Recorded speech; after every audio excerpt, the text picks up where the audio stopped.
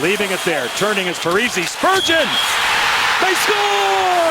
Jared Spurgeon with a rocket, and Minnesota is off and running.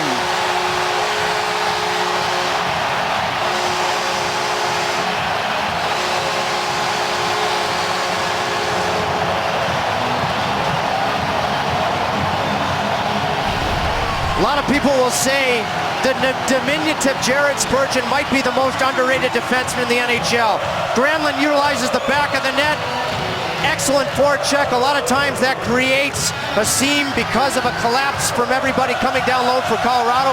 For a guy like Spurgeon to jump in, perfect shot on the one-timer off the blocker side post and in.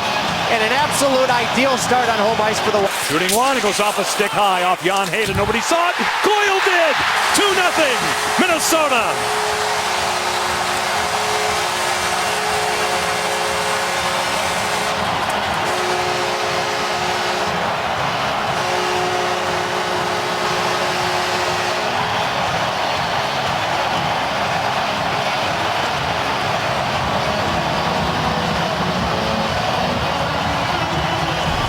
During the delayed penalty to Landeskog, Pominville passed up a shooting opportunity in a garden spot area.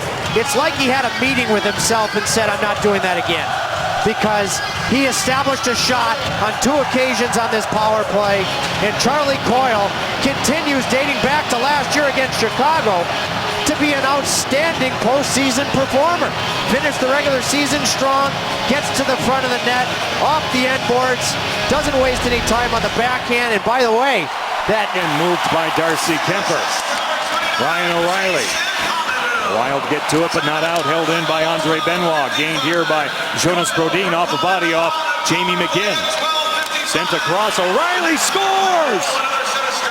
Ryan O'Reilly tees it up from well out. Surprises Darcy Kemper. And Colorado has life.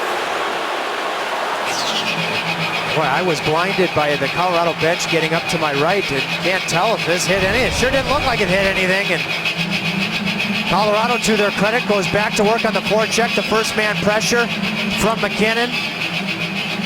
Does that graze the Minnesota stick? I didn't think so. Yeah, okay, it's Suter. Okay, so I still think Kemper could have been checked. With Treasure. Next, let's head now to the NHL studio and Russ Thaler